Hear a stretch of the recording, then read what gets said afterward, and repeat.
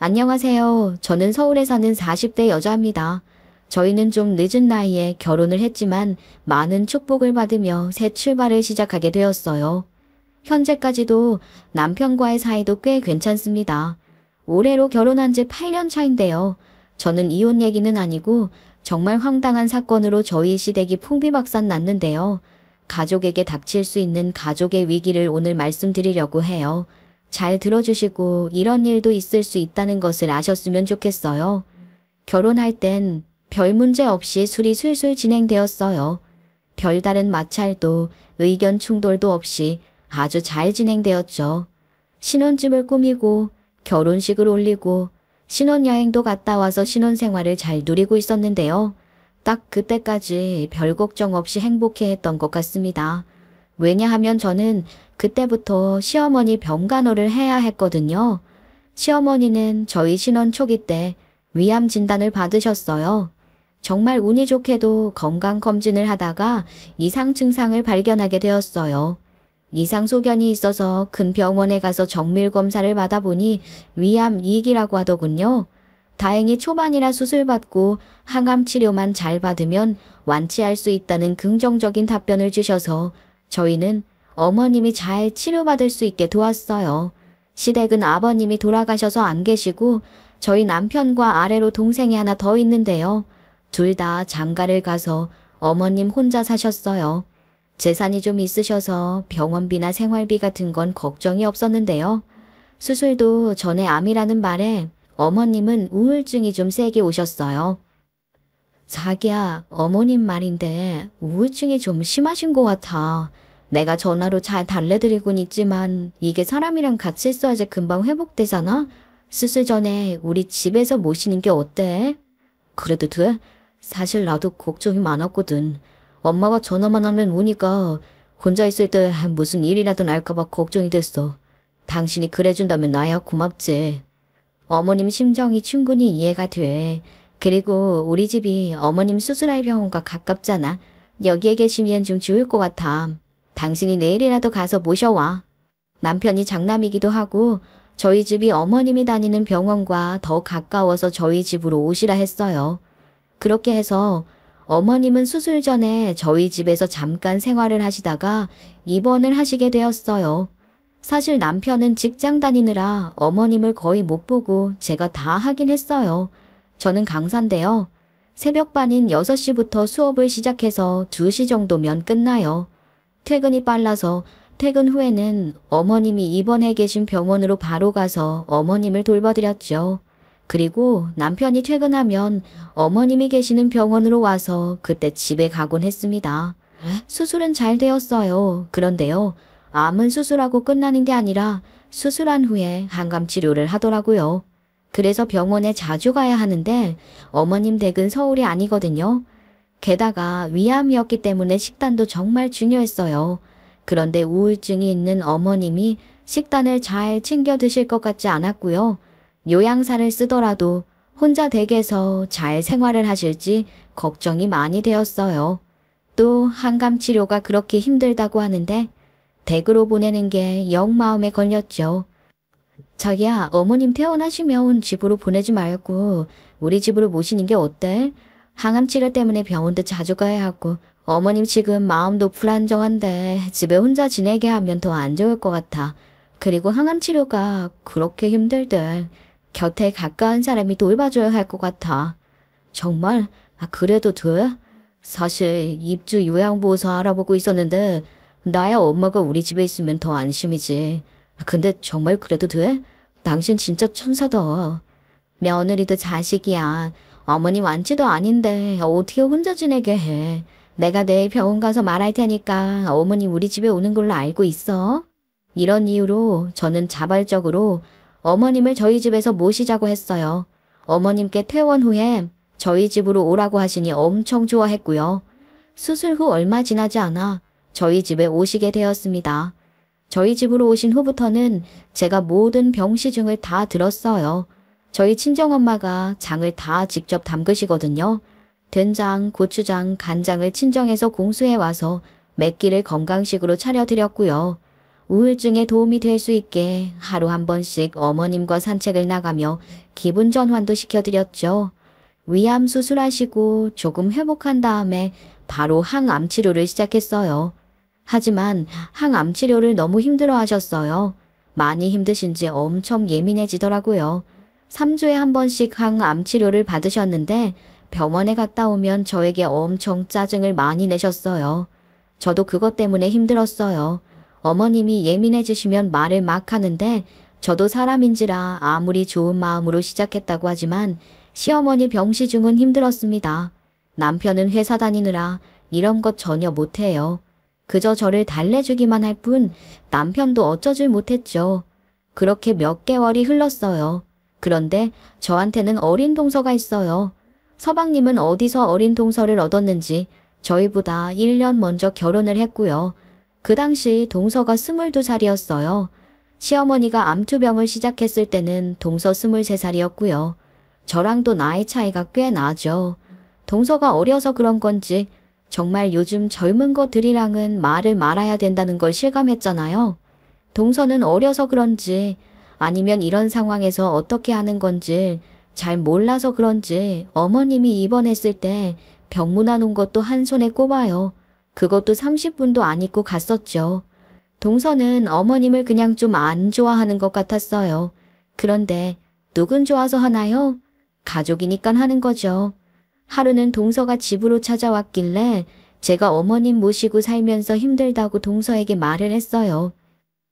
어머님이 항암 치료하는 게 너무 힘드신 것 봐. 병원 갔다 오는 날은 힘도 없으시고 뭘 먹지도 못하시고 예민하게 나를 대하시니까 나도 너무 힘드네.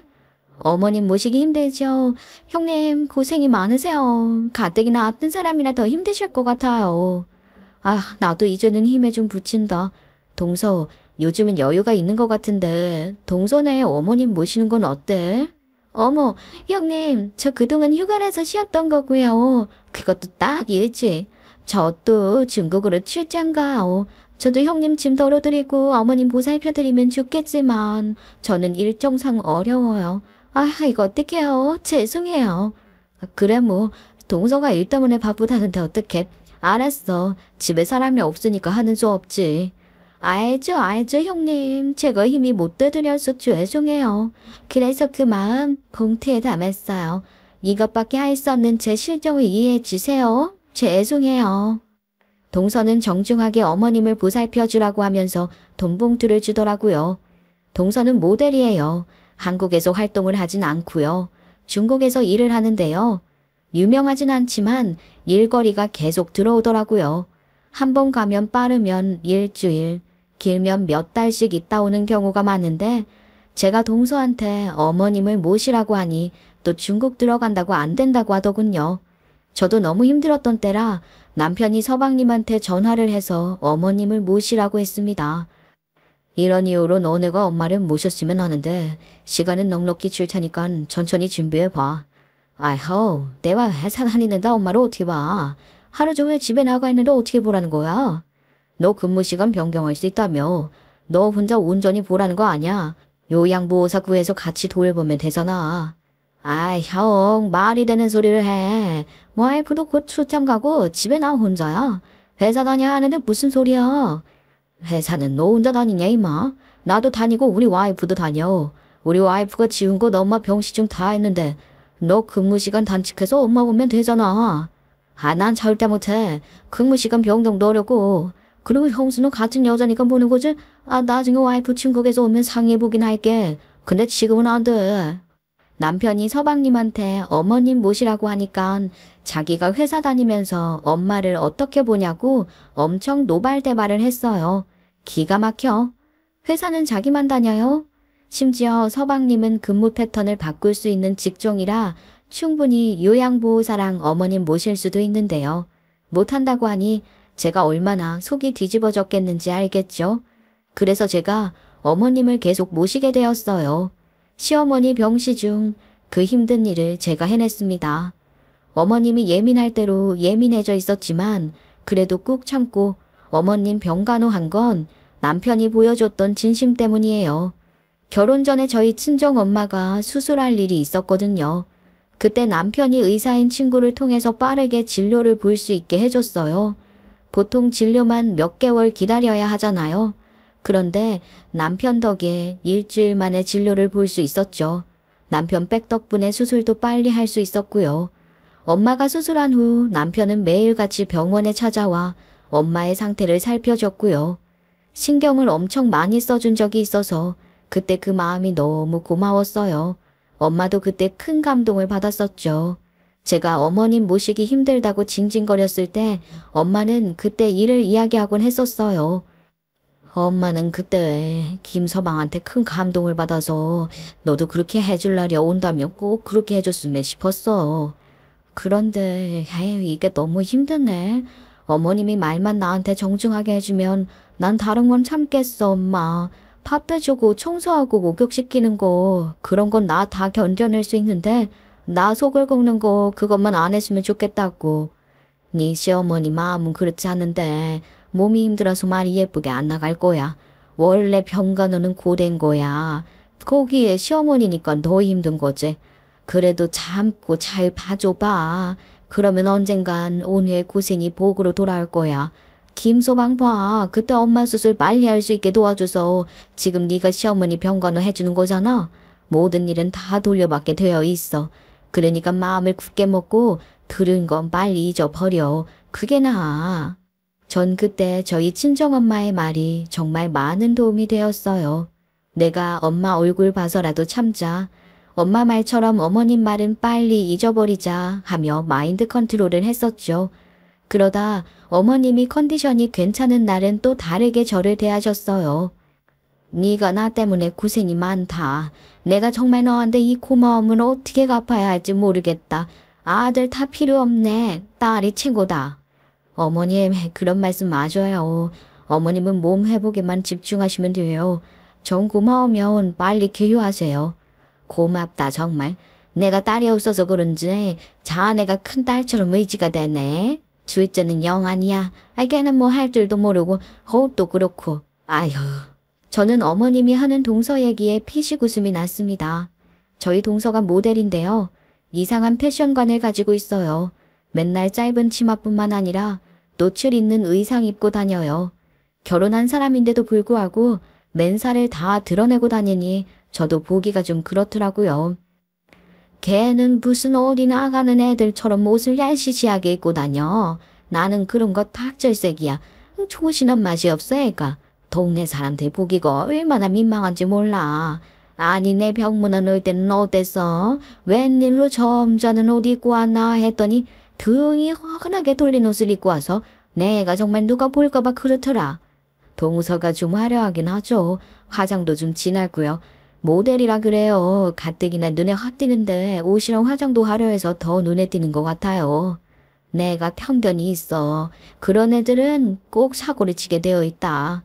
우리 애는 왜 그걸 안 말리는지 몰라. 지만은 한데 말이야. 아휴, 아무튼 걔 생각하면 별로야 별로. 한번 시작한 동서의 헌담은 시간 가는 줄 모르게 이어졌고요. 그때 느꼈어요. 어머님도 동서를 정말 싫어한다는 걸요. 동서도 어머님 별로 안 좋아하는데 그 둘은 서로 싫어하는 거죠. 3년 동안 이렇게 암투병의 시간을 보냈고요. 어머님은 어느 정도 컨디션을 회복하셨고요. 모든 치료를 끝내고 수술 후 3년차 추적검사까지 받고 원래 집으로 돌아가셨습니다. 어머님 병시중하는 시간은 고됐지만 그래도 다른 곳으로 전이되지 않고 회복을 해서 정말 다행이라 여겼습니다. 이렇게만 지낸다면 완치 판정도 기대해 볼 만했어요. 예우가 좋았죠. 어머님을 집에 모셔다 드리니 좋아하셨어요. 네가 나를 잘 보살펴줘서 정말 고마워. 이제는 나 혼자 생활할 수 있으니까 걱정을 하지 말고 이제는 너네 인생을 살아. 어머님 그래도 완치는 아니니까 혹시라도 무슨 이성 증상이 있으면 바로 말씀해 주셔야 해요. 그래 그럴게. 걱정 마. 나는 있고 너희 더 늦기 전에 애 가지는 건 어떠니? 아유 왜 애 가질 생각을 안 해? 우리도 애 생각 많지. 그동안 엄마 보살피느라 일이 많았잖아. 이제부터 노력해야지. 그래, 나 때문에 그렇구나. 더 늦기 전에 가져봐. 적극적으로 병원도 가보고 요하다는 한약도 먹어보고. 저희도 애 갖고 싶은 생각은 많았습니다. 하지만 쉽지 않았죠. 제가 결혼할 때 32살이었는데요. 그때 바로 가졌으면 괜찮았겠지만 시어머니 암투병 돕느라고 30대 중반이 되었고요. 벌써 노산이잖아요. 게다가 저희 남편이 워낙 바쁘기도 해요. 개발자라 야근이 많아서 밤 10시에 들어오는 날이 많거든요. 게다가 시어머니 암투병 돕는다고 시어머니 모시고 사는데 별을 딸 수 있겠어요? 게다가 제가 안 갖고 싶어서 안 가진 것도 아니고 병시중까지 들고 아침에는 일찍 나가는데 저도 피곤하지. 서로 피곤한데 어떻게 눈이 맞겠냐고요. 이제 시어머니도 집으로 돌아가셨고 걱정도 한시름 내려놓았으니까 저희도 본격적으로 아이를 가지려는 노력을 했어요. 그런데 막상 노력하려고 병원을 찾아가 보니 우린 원인 불명의 난임이었고 그렇다 보니 임신이 쉽지 않았어요. 근데 동서가 이때부터 임신을 하기 시작했고요. 아들을 줄줄이 낳았어요. 첫째 아이도 아들이었고 연년생으로 또 임신이 되었는데 세상에 둘째, 셋째는 쌍둥이였고 둘 다 아들이었던 거죠. 동서는 애들을 이렇게 낳았는데도 일을 그만두지 않았어요. 첫째 때는 3개월도 차에 쉬지 않고 촬영을 하러 출장을 갔었어요. 정말 대단하다고 느꼈죠. 애를 낳아도 몸은 그대로더라고요. 두 번째 출산 때는 그래도 3개월은 쉬더군요. 애들은 동서 친정엄마가 봐주셨고요. 주말에는 서방님 내외 가보는데 시모는 거리가 있음에도 불구하고 아기들이 너무 보고 싶어서 주말마다 동서내로 갔어요. 하루는 안부 인사를 드리려고 전화했더니 동서내라고 하더라고요. 어머님, 동서내 또 가신 거예요? 안 힘드세요? 어머님 무리하면 절대 안 되는 거 아시죠? 나도 알아. 걱정 마. 나 절대 무리하는 거 아니고 정말 보고 싶어서 온 거야. 나 아들 둘이나 있어도 손자는 다르네. 아이고, 요 자그만 것들이 얼마나 귀여운지 계속 보고 싶네. 또 그 집 가면 북적북적하니 혼자 살 때 적적했을 텐데 신이 나죠. 그리고 애들이 정말 귀엽긴 해요. 사고 남발 떼쟁이들이 얼마나 귀여운지 저도 보고 있으면 기분이 좋아져요. 어머님은 어쩌시겠어요. 그래서 그런지 동서내로 자주 가더라고요. 뭐 서로 상부상조하며 좋겠죠. 사실 그동안 동서랑 서방님 밉긴 했어요. 아니 둘 다 어머님은 저한테 다 맡기고 두 사람은 자유롭게 살았잖아요. 그런데 아가들 낳고 나서 애들 보니깐 그런 생각이 싹 없어졌고요. 어머님과 가깝게 지내는 게 질투나 부러움 그런 것 하나도 없이 잘 됐다 싶었어요. 그리고 저에게는 시댁 식구잖아요. 가족이고 제가 동생들 챙긴다는 생각으로 좋게 봐주려고 했어요. 그래서 애들 장난감도 많이 사주고 백화점 가서 애들 옷 보면 비싼 옷도 막 사주고 그랬어요. 동서도 모델로 일을 하다 보니 협찬으로 받은 게 많나 봐요. 처음엔 어머님께만 그것들을 드리더니 어느 순간 제가 애들 많이 챙기니까 저에게도 하나씩 주더라고요. 어머님은 좋은 것 받았다고 아주 좋아했고요. 어느 순간부터 동서 흉보는 것도 안 하셨죠. 협찬에 홀라당 넘어갔나 보다 싶었네요. 그래도 그때까지는 평화로웠습니다. 어머님 생신을 준비하며 일이 벌어졌죠. 형님, 제가 애들이 옷 입고 셋이나 되니까 식당 같은 데 가는 게 너무 힘들어요. 애들이 민폐 끼칠까봐 눈치도 보이고요. 그래서 말인데요. 어머님 생신잔치 저희 집에서 하는 게 어때요? 음식은 제가 적당히 준비할게요. 아유, 그럴까? 아무래도 애들 데리고 나오는 것도 힘들 테니까 애들도 집이 편할 테고. 그래 동서 그게 낫겠다. 네, 배려해 주셔서 감사해요. 그럼 제가 어머님께 말씀드릴게요. 제가 집에서 한다고 섭섭지 않게 준비 잘 해놓을게요. 그래서 그해 어머님 생신은 동서내에서 하기로 했어요. 저는 미리 어머님 선물이랑 용돈도 챙겨놨고 애들한테 줄 장난감도 다 사놓았어요. 그리고 동서가 음식을 준비해 놓은다고 했지만 그래도 생신이니까 제가 갈비랑 해물찜이랑 잡채랑 반찬이랑 이것저것 해갔어요. 동서한테는 밥이랑 미역국만 끓여 놓으라고 했죠. 애도 셋이나 되고 쌍둥이들은 정말 아가들이라서 어머님 생신잔치 밥상까지 차리려면 동서가 많이 힘들 것 같아서 제 입장에서 배려한 거예요. 모든 준비를 마치고 짐을 한가득 채 싣었어요. 저는 저대로 잘 준비해서 갔다고 생각하거든요. 다들 얼마나 놀랄까 사실 그런 생각도 했었지요. 동선에 도착해서 제가 가져온 음식들을 쫙 풀었어요. 어머 형님, 이걸 다 형님이 준비해 오신 거예요? 아우 정말 감사해요. 제가 준비했어야 했는데 형님이 너무 고생이 많으셨겠다. 고생은 무슨, 우리 가족 먹는다는 생각으로 최선을 다했지. 이 정도면 잔치 느낌 나죠 어머님? 응 그래 잘해왔다 애썼네 고맙다. 덕분에 맛있는 집밥 먹을 수 있게 되었네. 동서는 깜짝 놀라면서 좋아했는데요. 이상하게 어머님은 뜨뜻미지근한 태도를 보이셨죠. 저도 그때는 좀 기분이 이상하더라고요. 어머님이 왜 그랬는지는 얼마 안 있다가 밝혀졌습니다. 어머님, 제가 그릇에 담을게요. 형님 어떻게 이렇게 솜씨가 좋으세요? 저는 이런 잔치 음식은 한 번도 해본 적이 없어요. 엄마, 꼭 팔린 것 같네요. 저희 집에서 생신하자고 해놓고 형님이 다 준비하게 해서 미안해서 어떡해요. 어머님, 그나저나 이거 한번 드셔보세요. 아우, 그런데 간은 좀 안 맞네요. 어머님이 간 좀 다시 맞춰주실 수 있으세요? 동서 일부러 삼삼하게 했어. 어머님 건강 생각해서 안 맵고 안 짜게 먹어야 하거든. 동서가 좀 짜게 먹나 보다. 쟤는 간을 볼 줄 몰라. 흉내만 낼 줄 알지. 맛이 없네. 둘째야 소금 좀 가져와. 그리고 쟤는 애가 없잖아. 남는 게 시간인데 이런 거라도 해야지. 저는 너무 황당했어요. 어머님이 저한테 왜 저런 식으로 말을 하는지 모르겠었어요. 병시중 할 때 제 음식 다 드신 어머님인데 맛이 있네 없네 하며 저를 까는 거죠. 저는 어떻게 반응으로 해야 할까 하고 있었는데 주방에 지나가던 남편이 그 얘기를 듣고 한마디 한 거죠.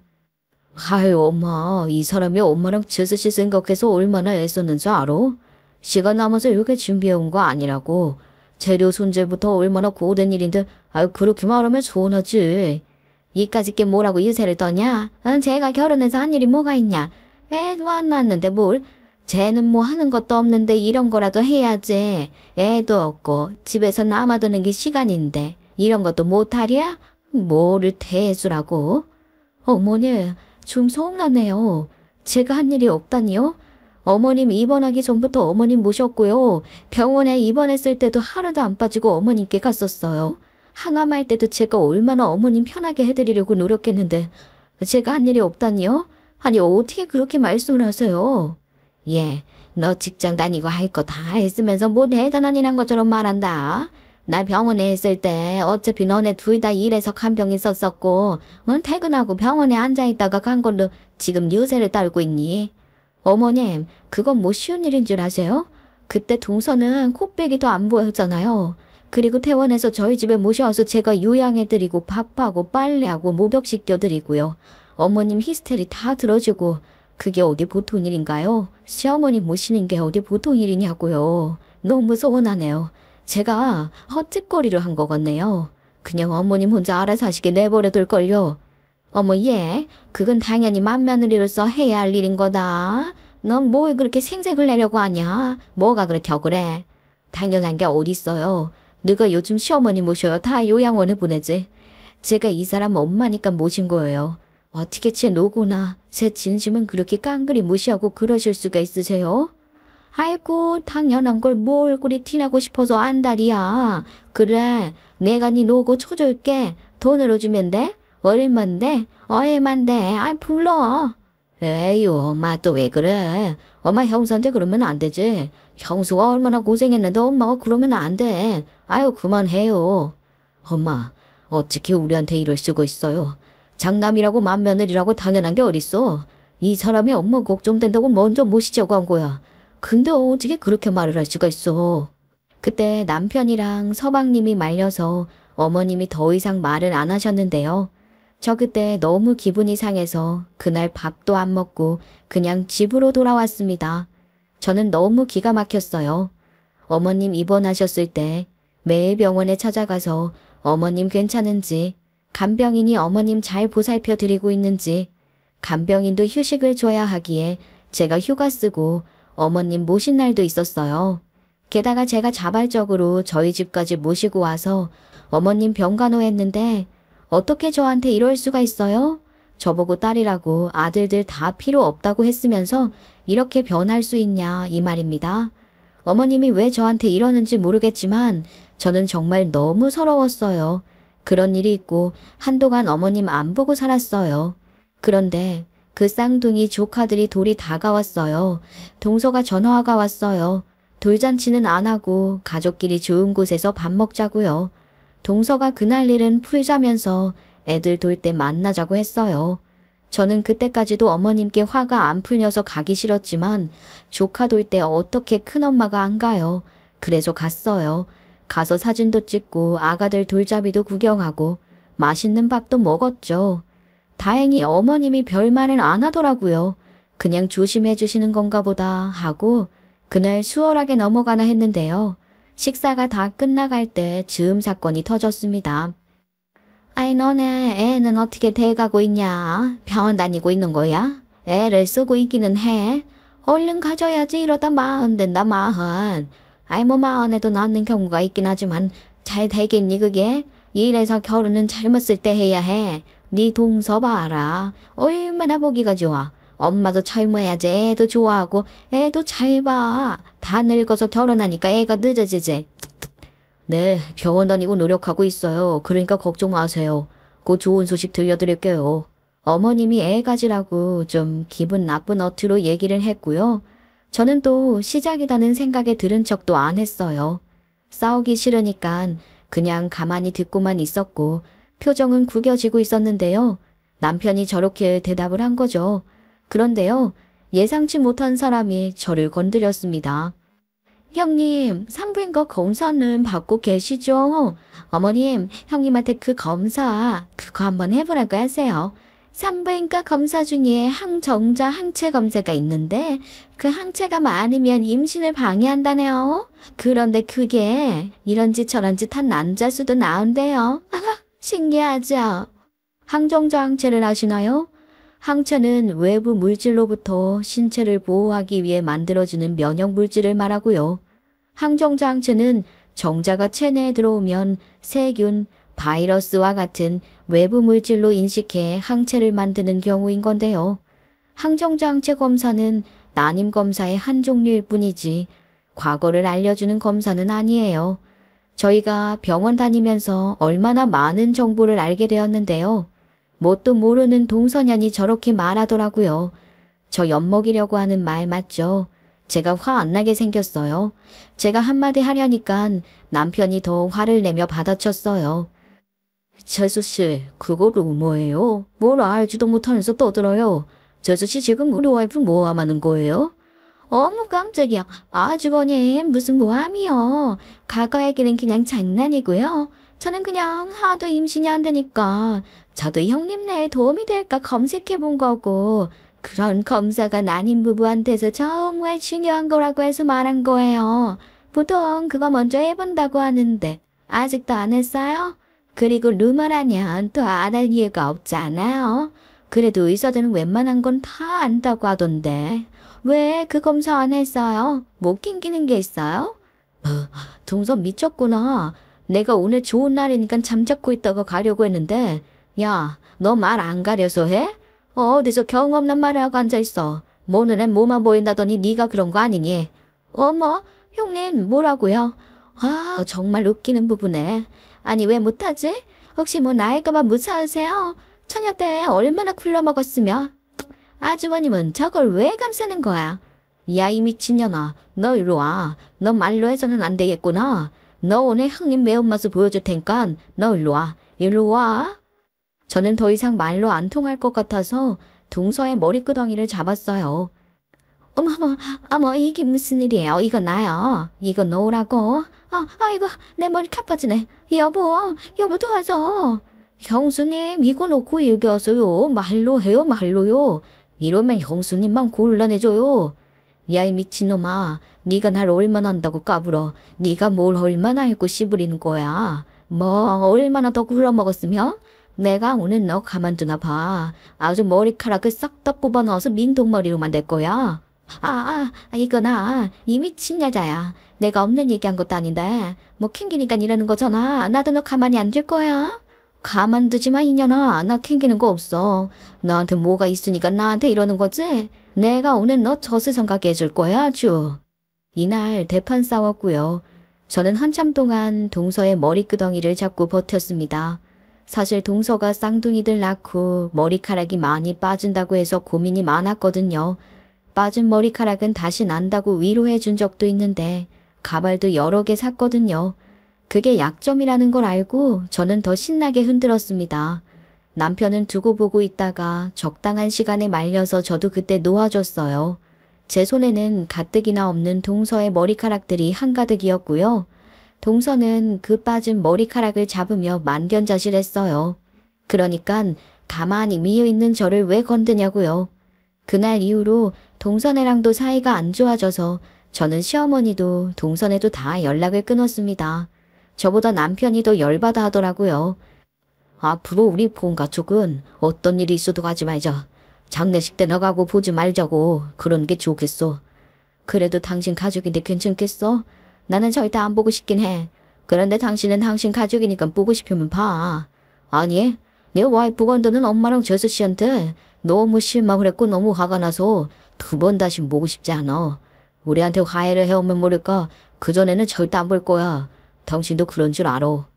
저희 남편이 원래 조용한 성격이고 평화주의자예요. 그런데 이 정도로 마음을 먹은 건 정말 최고로 화가 많이 났다는 거예요. 남편은 그렇게 저한테 말해놓고 나서도 한참 동안 동서의 개막장 태도에 열을 냈고요. 그래도 분이 안 풀렸는지 서방님한테 전화해서 네 마누라 관리 똑바로 하라고 이 새끼 저 새끼 하면서 난리를 쳤어요. 서방님도 미안하다고 하더라고요. 저는 남편의 그런 모습이 나쁘지 않았어요. 저 대신 화내고 말해주니까 속이 좀 풀렸습니다. 그렇게 시댁 식구들 안 보고 살게 되었어요. 안 보고 사니까 마음이 편하더라고요. 저희 둘은 임신을 계속 시도하며 편안한 날을 보내고 있었습니다. 그런데 그런 일이 있고 나서 석 달 후 시어머니한테서 연락이 왔어요. 안 받을까 하다가 그래도 어른 전화이니까 받았습니다. 예, 잘 지냈니? 어떻게 연락 한 통이 없어? 많이 났니? 뭐 좋은 소식은 없고? 네, 어머니, 안녕하셨어요. 그런데 웬일이세요? 무슨 일이 있어서 연락한 거예요? 그게 아니라 내가 어제 병원에 갔다 왔어. 어제가 암치료 타고 5년째 되는 날이거든. 의사는 암치료 후에 5년 동안 재발이 안 되면 완치 판정을 해주는데 어제 둘째랑 같이 병원 갔다가 완치 판정 받았어. 그래서 전화했어. 네. 어머님 축하드려요. 정말 다행이네요. 그래도 그 식단 조절 잘 하시고요. 꾸준히 운동도 하셔야 해요. 아셨죠? 고맙다. 네가 이렇게만 해주니까 진짜 기쁘네. 그래서 언제 한번 보고 싶은데 니네들 언제까지 그렇게 싸운 채로 살 거야. 둘째가 반성 많이 하고 있어. 이참에 사과받을 건 받고 할 건 하고 풀고 살자. 내가 나 완치된 기념으로 파티를 열 테니까 그때 모이는 게 어떻겠니? 어머님 말을 들으니까 일리가 있었어요. 저도 사과를 받기를 원했고요. 동서가 다시는 저한테 못 가볼게 이참에 서열을 정리하고 싶었어요. 그래서 불편하지만 어머님 완치 파티에 참석하겠다고 했습니다. 남편한테도 말을 해서 같이 가기로 했고요. 남편도 썩 내키진 않지만 제가 간다니깐 간다고 하더라고요. 그리고 당일이 되었죠. 여보, 준비 다 했어? 지금은 나가야 하는데 안 그러면 차 막혀서 늦어. 지금 가자. 우리 따로 가자. 당신 먼저 가 있어. 나 누구 좀 만나야 하는데 당신 차로 먼저 출발해. 저희가 차가 2대거든요. 남편이 무슨 일인지는 말 안 해주고 먼저 출발을 하라고 해서 저 먼저 어머님 댁으로 갔죠. 동선에도 와 있었고요. 조카들도 그새 많이 커서 북적거리고 있었어요. 어머님이 반겨주셨지만 동서도 저를 대면대면 하더라고요. 저도 똑같이 대해줬죠. 그냥 좀 멀뚱거리며 있었는데요. 얼마 안 있다가 남편이 왔어요. 그런데 같이 온 남자가 있었어요. 그런데 그 사람이 등장하자마자 동서가 더 당황해 하더라고요. 엄마, 인사해요. 이분 아시죠? 건강원 사장님이세요. 오늘 할 말씀이 있다고 해서 같이 왔어요. 괜찮죠, 제수씨? 아, 네. 그런데 오늘은 어머님 안치기념 파티인데 오늘 말고 다른 날 오시는 게 어떠세요? 그게 낫지 않아요? 오늘은 날이 아닌 것 같아요. 다음에 다시 오세요. 왜요? 내가 무슨 말할 것 같으니까 그래요? 걱정되는 게 있나 봐요. 뭐 캥기는 게 많나 봐요. 무슨 일이신데 그러시죠? 제가 건강즙은 잘 먹고 있는데요. 일단 들어오세요. 여기 앉으세요. 동서는 얼굴이 새빨개지고 표정이 굳어졌었어요. 저는 무슨 일이 있구나 하고 짐작했습니다. 남편이 같이 온 사람은 다름 아닌 건강원 주인의 남편이었고요. 시어머니가 다니는 건강원이 있는데요. 거기 사장이 여자분이고 그날 어머님 집에 온 사람은 그 여자 사장님의 남편이에요. 어머님은 예전부터 물도 보리차랑 이것저것 넣어서 달여서 마셨던 분이에요. 암 걸리고 나서 그거 다 끊었지만요. 그러다가 동서 때문에 다시 건강즙을 마시기 시작했어요. 동서가 아들 낳고 나서 어머님이랑 많이 친해졌잖아요. 어머님이 하도 기력이 없으시니까 뭐라도 해드리고 싶어서 양배추즙을 주문해줬대요. 한약은 암 환자한테 안 좋다고 해서 한약보다는 건강즙을 드린 거죠. 건강즙도 장어즙 같은 것 아니면 암 환자가 복용해도 괜찮다고 하니까 연이어 배즙, 무즙 번갈아 가면 전화로 주문했는데 여기가 직접 배달도 해준다더라고요. 근데 이 건강원 주인 남편이 왜 왔냐면 자기 아내와 동서의 비밀을 폭로하러 온 것입니다. 무슨 일이신데 저희 애랑 같이 오신 거예요? 보시다시피 저희 가족 잔치가 있어서요. 빨리 말씀해 주셨으면 좋겠어요. 아니, 그러지 마시고요. 다음에 다시 오세요, 사장님. 오늘은 날이 영 아니라니까요. 다음에 제가 찾아뵐게요, 사장님. 동서는 자꾸 그 건강원 남자분을 내보내려 했어요. 동서 왜 그래? 이분이 할 말이 있어서 오셨다고 하잖아. 우리 남편이 괜한 일로 모셔왔겠어? 일단 오셨으니 말이라도 들어보자. 네, 하나라도 빨리 이 말을 해야지. 안 그러면 무슨 사달이 날 것 같아서 찾아왔습니다. 저희 집에서 여기 둘째 며느리가 양배추즙이나 배즙, 무즙 그거 많이 주문한 걸로 압니다. 항상 전화로 주문해서 제 아내가 만들면 제가 배달을 직접 해줬는데요. 하루는 둘째 며느리가 저희 가게로 직접 찾아왔었죠. 다들 건강원 사장님 남편분 말에 귀를 기울이고 있었어요. 동서는 뭔가 자꾸 불안한 사람처럼 안절부절 못했죠. 계속 말씀해 주시죠. 제수씨가 거기 가서 무슨 짓을 했나요, 사장님? 세세하게 말씀해 주세요. 제 아내한테 말이에요. 중국에서 와자온 약자라면서 이번에 배달해드린 양배추즙에 넣어달라고 한 것입니다. 건강즙에 약간의 약자가 들어가는 경우가 있어서 그런가 보다 했는데 그게 알고 보니까 빈낭이더라고요. 빈낭이요? 빈낭이 뭐예요? 네가 말해봐. 빈낭이 뭐냐? 네가 진짜 뭐 넣어달라고 했어?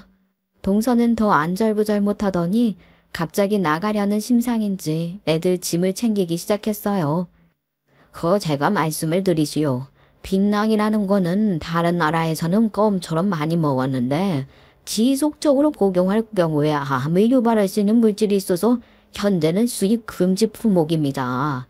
열매 껍질을 벗긴 씨앗인 빈낭자나 아니면 덜 익은 열매 껍질을 말린 대복피 정도만 가능하고 열매 자체는 절대 섭취 금지예요.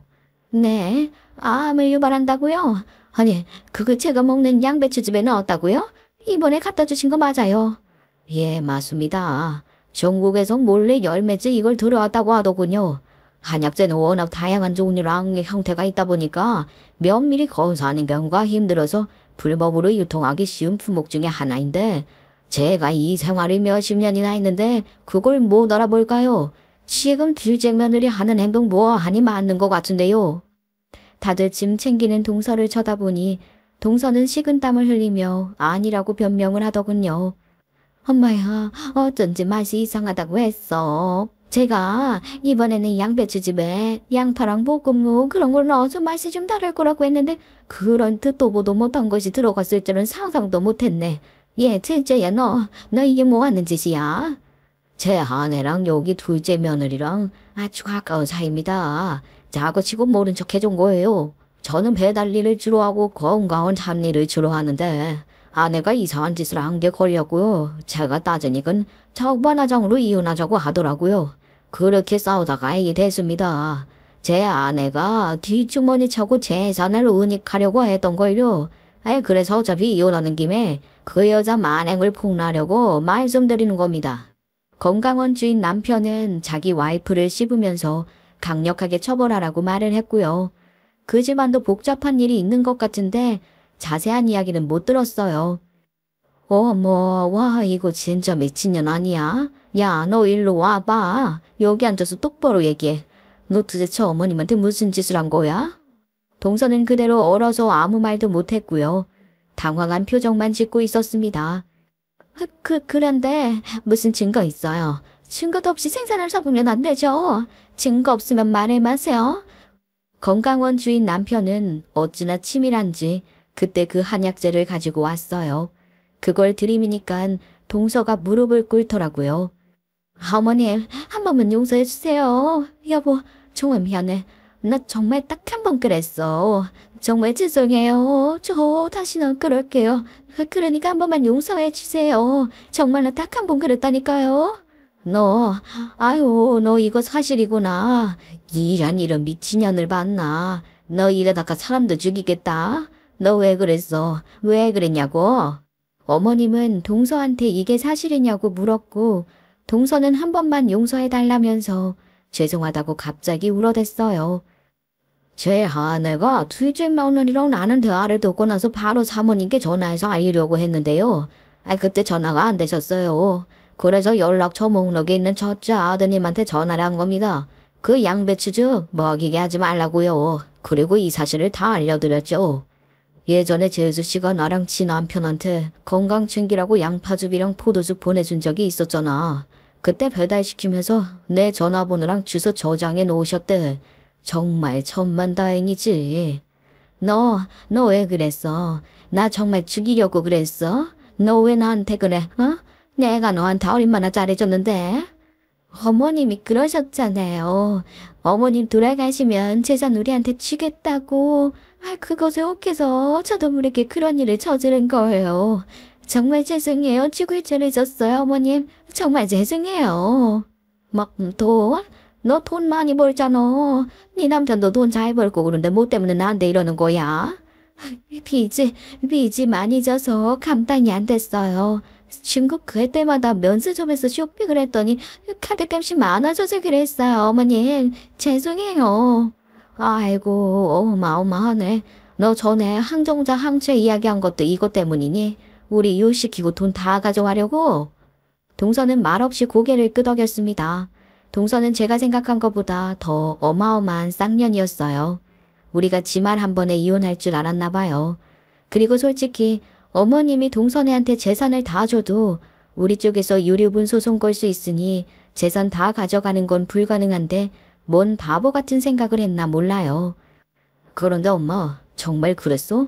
재수 씨한테 엄마 재산 다 준다고 했냐고 우리 빼고? 아니 그게 말이야. 그거는 진심이 아니야. 얘가 나한테 잘하고 애들이 귀엽잖니. 너네는 아직 자식도 없으니까. 그리고 그때는 기분 좋아서 얘네가 나한테 큰 즐거움을 주니까 그냥 한 말이지. 그건 진심이 아니야. 준환이 너도 알고 있었어? 네 와이프가 하는 일인데 네가 몰랐을 리 없을 것 같은데. 아휴, 나 진짜 몰랐어. 어떻게 이런 일이 있을 수가 있지? 엄마, 정말 미안해. 나 정말로 이 여자가 이런 일을 할 줄은 상상도 못했어. 정말이야. 나는 모르는 일이라고. 2년 혼자 한 일일 거야. 아무리 돈이 필요해도 그렇지, 이년아. 내가 설마 우리 큰언을 놔두고 너한테 타줄 것 같았냐? 너네 이혼해. 너 같은 년 처음 본다. 아유, 너네 결혼할 때부터 마음에 안 들었는데 이거 고소할 수 있는 방법 없냐? 2년은 아주 천벌을 받아야 해. 어머님은 아주 흥분한 채로 한 대 칠 기세로 동서를 몰아붙였습니다. 그런데 동서 그 미친 것이 황당한 말을 하더라고요.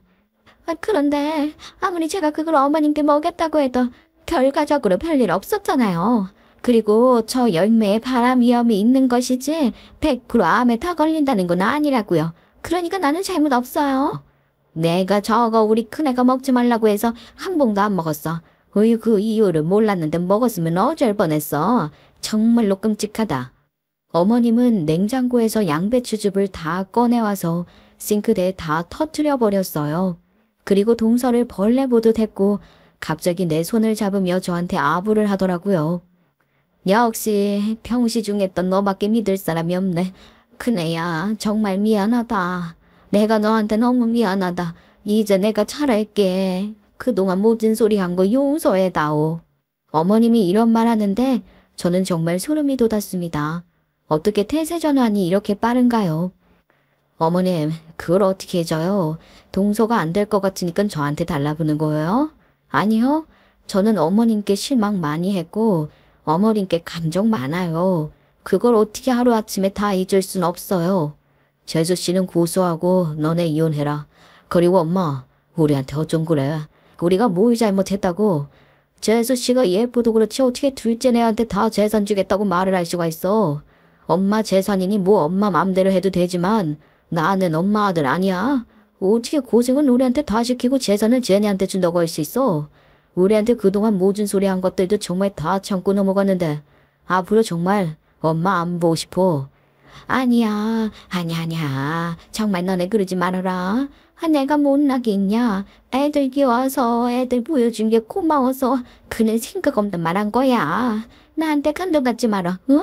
아니 나는 엄마 재산 자기는 달라고 한 적도 없고 재산 우리한테 준다고 들은 적도 없어서 나 진짜 이 자리에서 확실하게 말할게.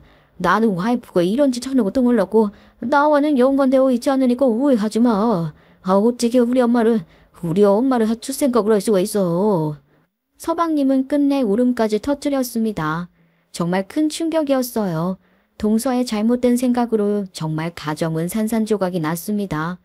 저도 한두 번이면 해야 됐겠지만 어머님이 나한테 매일같이 말하지 않았어요? 나 죽으면 이것 준다. 나 죽으면 다 네 거다. 너네한테만 줄 거다. 그랬잖아요. 매번 만날 때마다 해서 하나도 눈이 돈 거예요. 이게 다 어머니 때문이라고요.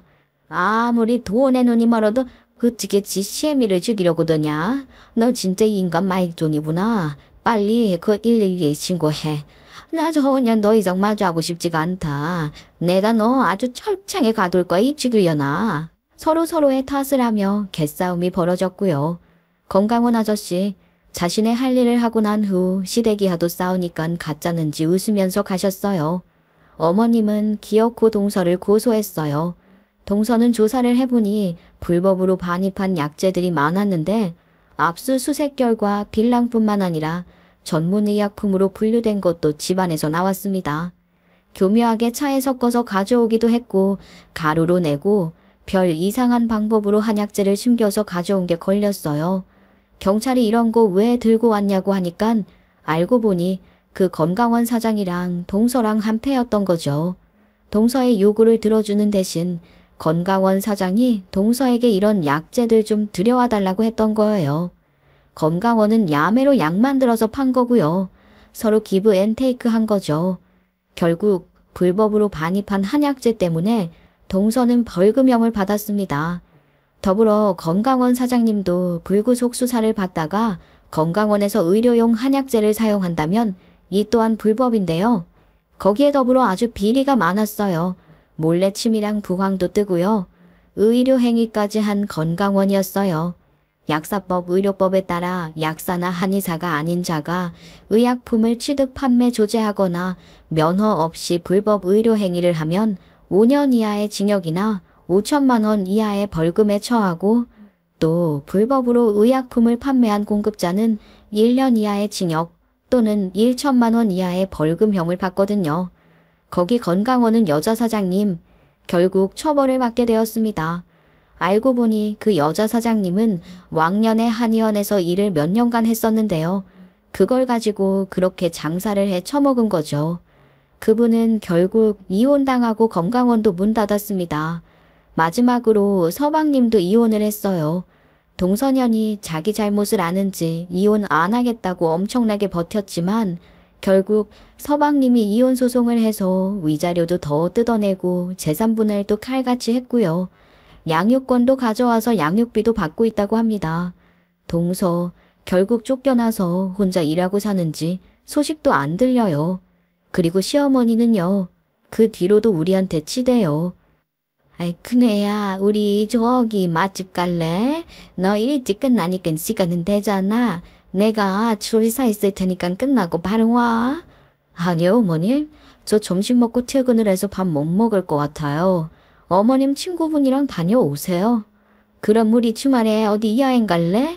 저기 온천 호텔로 좋은 데가 있는데 좋다고 소문났어. 이번에 특가 떴던데 같이 가자. 응. 주말에는 저도 쉬고 싶어요, 어머님. 저 말고 어머님 친구분들과 다녀오세요. 저는 괜찮습니다. 어머님은 자꾸 전화해서 같이 뭐 먹으러 가자. 여행 가자. 애걸복걸하지만 저는 절대 안 만나요. 시어머니는 언제 우리 사이가 예전처럼 돌아오냐, 한번 만날 수 없냐고 하는데 나는 장례식 생각하고 있거든요. 저도 쉽게 마음이 안 풀리네요. 그래도 되는 거죠? 파란만장한 저희 집 사연 어때요? 사람이 마음을 잘못 먹으면 이런 일도 일어나네요.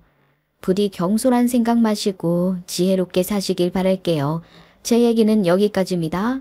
감사합니다.